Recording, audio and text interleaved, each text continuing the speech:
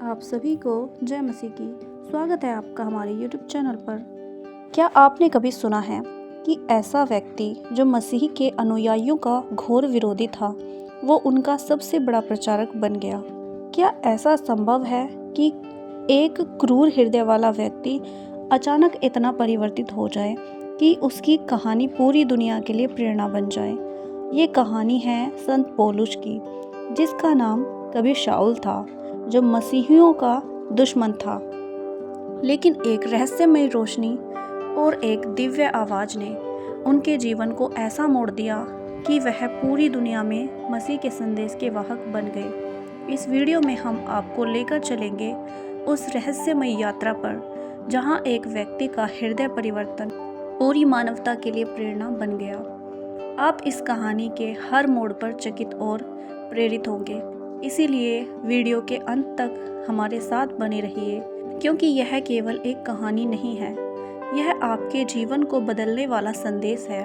तो पूरी कहानी क्या है, यह जानने से पहले इस वीडियो को एक लाइक करके चैनल को सब्सक्राइब कर लीजिए और साथ ही जय मसीह की हालेलुया या आमीन ज़रूर कमेंट करिए, क्योंकि जब आप जय यीशु मसीह की या हालेलुया या आमीन लिखते हैं तो यह न केवल आपकी आस्था का प्रतीक होता है, बल्कि यह एक गवाही बन जाती है कि आप परमेश्वर के अनुग्रह और शक्ति पर विश्वास करते हैं।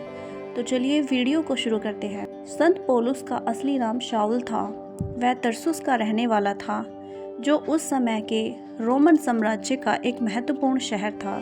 शाऊल एक यहूदी था जो अपने समय के सबसे धार्मिक शिक्षकों में से एक गमलीएल से शिक्षा प्राप्त कर चुका था। वह धर्म और व्यवस्था का कट्टर समर्थक था। शाऊल के लिए मसीही सुसमाचार केवल एक विद्रोह था। वह इसे धर्म और परंपराओं के लिए खतरा मानता था। उसने ईसाइयों को सजा दिलाने, उन्हें जेल में डालने, यहाँ तक कि उन्हें मरवाने में भी कोई कसर नहीं छोड़ी। उसके भीतर मसीहियों के प्रति गहरी नफरत थी, लेकिन उसे यह पता नहीं था कि वह खुद बड़े ईश्वरीय चमत्कार का एक पात्र बनने वाला है। एक दिन शाऊल दमिश्क की ओर जा रहा था। उसके पास रोमन अधिकारियों से लिखा हुआ एक अनुमति पत्र था, ताकि वह वहां के ईसाइयों को गिरफ्तार कर सके। यह यात्रा उसके जीवन की सबसे बड़ी यात्रा बन गई। रास्ते में अचानक एक तेज चमकदार प्रकाश आकाश से उतरा। यह प्रकाश इतना प्रबल था कि शाऊल के घोड़ों ने संतुलन खो दिया और शाऊल जमीन पर गिर पड़ा। वह उस प्रकाश से आंखें नहीं खोल सका। तभी एक गंभीर रहस्यमयी आवाज सुनाई दी, शाऊल, शाऊल, तुम मुझे क्यों सताते हो? शाऊल ने कांपते हुए पूछा, हे प्रभु, आप कौन हैं? आवाज ने उत्तर दिया, मैं यीशु हूँ, जिसे तुम सताते हो। उठो और शहर में जाओ, वहाँ तुम्हें बताया जाएगा कि तुम्हें क्या करना है। शाऊल 3 दिनों तक अंधा रहा। ना वह कुछ खा सकता था और ना पी सकता था। यह उसके आत्मा के लिए एक कठिन परीक्षा थी। दमिश्क में एक विश्वासी शिष्य था जिसका नाम अनन्याह था। प्रभु ने उसे एक दर्शन में शाऊल के पास जाने और उसे चंगा करने के लिए कहा, लेकिन अनन्याह भयभीत था। उसने कहा, प्रभु, यह वही शाऊल है जो आपके अनुयायियों को सताता आया है। प्रभु ने उत्तर दिया, जाओ, क्योंकि वह मेरा चुना हुआ है। वह मेरे नाम को गैर यहूदियों, राजाओं और इज़राइल के लोगों के सामने प्रकट करेगा। अनन्याह ने साहस जुटाया और शाऊल के पास गया। उसने उसके सिर पर हाथ रखा और कहा, भाई शाऊल, प्रभु यीशु जो तुम्हें रास्ते में दिखाई दिया था, उसने मुझे भेजा है कि तुम्हें फिर से दृष्टि मिले और तुम पवित्र आत्मा से भर जाओ। तुरंत शाऊल की आंखों से जैसे कुछ गिरा और वह फिर देखने लगा। उसने उसी समय बपतिस्मा लिया और उसका जीवन पूरी तरह बदल गया। शाऊल अब पौलुस बन चुका था। उसने यीशु मसीह के सुसमाचार को फैलाने का प्रण लिया। पौलुस ने जीवन भर यीशु के नाम को प्रचारित किया। उसने अनगिनत कठिनाइयों का सामना किया। उसे जेल में डाला गया, पत्थरों से मारा गया, जहाज डूब गया, यहाँ तक कि उसे मृत्युदंड की धमकियां भी मिली, लेकिन उसने कभी हार नहीं मानी। उसने कई चर्च स्थापित किए और कई पत्र लिखे जो आज बाइबल के नए नियम का हिस्सा हैं। उसकी शिक्षाएं आज भी करोड़ों लोगों के लिए प्रेरणा हैं। शाऊल से पौलुस बनने की यह यात्रा हमें सिखाती है कि कोई भी व्यक्ति इतना खोया हुआ नहीं है कि परमेश्वर उसे पा ना सके। परमेश्वर हमें केवल हमारी कमजोरियों के लिए नहीं, बल्कि हमारे अंदर छिपी उस ताकत के लिए चुनते हैं जिसे हम खुद नहीं देख सकते। पौलुस की ये कहानी हमें यह विश्वास दिलाती है कि यदि हम ईश्वर पर भरोसा करें तो हमारे जीवन में भी चमत्कार हो सकते हैं।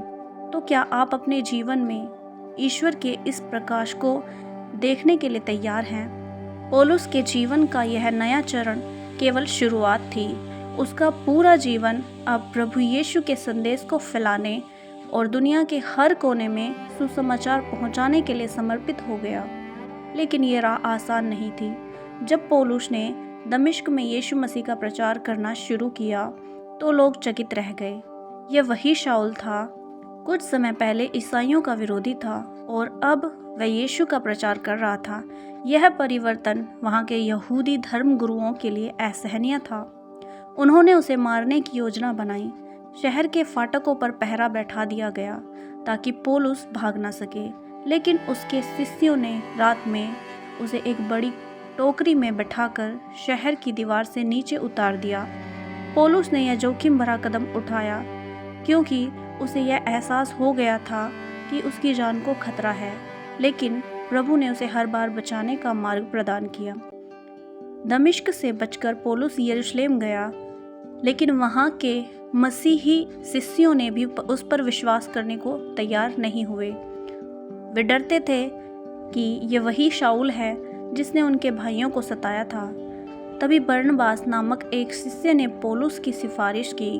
उसने अन्य शिष्यों को यह समझाया कि पौलुस वास्तव में परिवर्तित हो चुका है और अब मसीह का सच्चा अनुयायी बन गया है। इसके बाद पौलुस को शिष्यों के समूह में स्वीकार कर लिया गया। पौलुस ने बरनबास के साथ मिलकर अपनी पहली मिशनरी यात्रा की।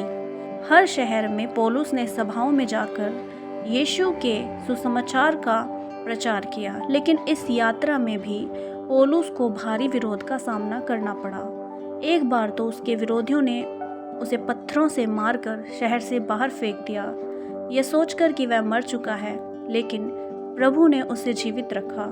पौलुस ने अपनी चोटों की परवाह किए बिना प्रचार करना जारी रखा।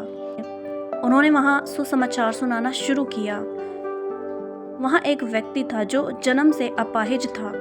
उनकी सभा में सुनने के लिए आया। पौलुस ने उसकी ओर देखा और पवित्र आत्मा से प्रेरित होकर कहा, उठो और अपने पैरों पर खड़े हो जाओ। और तुरंत ही वह व्यक्ति कूदकर चलने लगा। ये देखकर लोग चकित हो गए और पौलुस और बरनबास को देवता मानने लगे। उन्होंने उन्हें बलिदान चढ़ाने की तैयारी शुरू कर दी, लेकिन पौलुस ने उन्हें रोका और कहा, हम केवल इंसान हैं। यह चमत्कार यीशु मसीह के नाम से हुआ है, उसकी आराधना करो, हमारी नहीं। हालांकि विरोधियों ने भी भीड़ को भड़काया और पौलुस को पत्थरों से मारा। वह बेहोश होकर जमीन पर गिर पड़ा। लोगों ने उसे मृत समझकर शहर के बाहर फेंक दिया, लेकिन प्रभु ने उसे जीवित रखा। जब शिष्य उसके चारों ओर इकट्ठे हुए तो वह उठा और उसने यात्रा जारी रखी। एक अन्य घटना फिलिप्पस शहर में हुई, जहां पौलुस और सिलास सुसमाचार का प्रचार कर रहे थे। वहां के व्यापारियों ने उन्हें गिरफ्तार करवा दिया। उन्हें जेल में डाल दिया गया और उनके पैरों को लकड़ी की बेड़ियों से बांध दिया। लेकिन पौलुस और सिलास ने रात भर प्रार्थना और स्तुति गाकर परमेश्वर की महिमा की। अचानक एक भयंकर भूकंप आया। जेल के दरवाजे खुल गए और बेड़ियां टूट गई। जेलर ये सोचकर कि कैदी भाग गए हैं, आत्महत्या करने को तैयार था। लेकिन पौलुस ने उसे रोकते हुए कहा, हम यही हैं, कुछ मत करो। इस घटना ने जेलर और उसके परिवार को गहराई से प्रभावित किया। सभी मसीह में विश्वास करके उन्होंने बपतिस्मा लिया। एक और घटना एथेंस में पौलुस ने यूनानी विद्वानों और दार्शनिकों के साथ चर्चा की। यह शहर मूर्ति पूजा और दर्शनों का केंद्र था। पौलुस ने एक उपदेश दिया जिसमें उसने कहा, मैंने तुम्हारे शहर में एक वेदी देखी जिस पर लिखा था अज्ञात देवता के लिए। मैं उसी परमेश्वर के बारे में तुम्हें बताने आया हूँ। वह परमेश्वर जिसने आकाश और पृथ्वी बनाई है। उसके तर्कों और उपदेशों ने कुछ लोगों को मसीह में विश्वास दिलाया, जबकि अन्य उसका उपहास करने लगे, लेकिन उसने कभी हार नहीं मानी और अपनी शिक्षाओं को जारी रखा। पौलुस के जीवन की सबसे रहस्यमय घटनाओं में से एक था उसका स्वर्गीय दर्शन। उसने लिखा कि उसे स्वर्ग के तीसरे स्तर तक उठाया गया, जहां उसने अवर्णनीय बातें सुनी और देखी। उसने इसे विस्तार से वर्णित नहीं किया, लेकिन यह अनुभव उसके जीवन का महत्वपूर्ण हिस्सा बना। उसने यह महसूस किया कि प्रभु उसे विशेष उद्देश्य के लिए इस्तेमाल कर रहे हैं। पौलुस की एक और प्रसिद्ध घटना तब हुई जब वह रोम के लिए यात्रा कर रहा था। पौलुस को पता था कि उसकी अंतिम यात्रा रोम की होगी।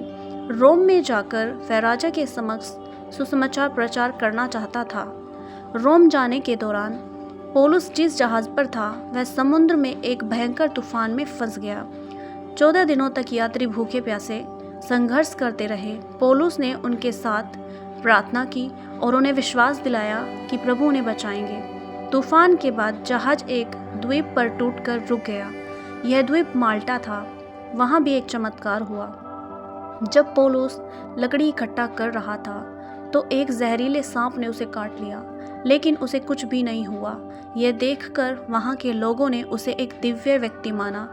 रोम में पौलुस को कैद किया गया, लेकिन इस दौरान उसने कई पत्र लिखे जो आज बाइबल का हिस्सा है। उसने अपनी अंतिम शिक्षा में लिखा, मैंने अच्छी लड़ाई लड़ी है, मैंने अपनी दौड़ पूरी कर ली है और मैंने विश्वास को बनाए रखा है। आखिरकार उसे शहादत दी गई।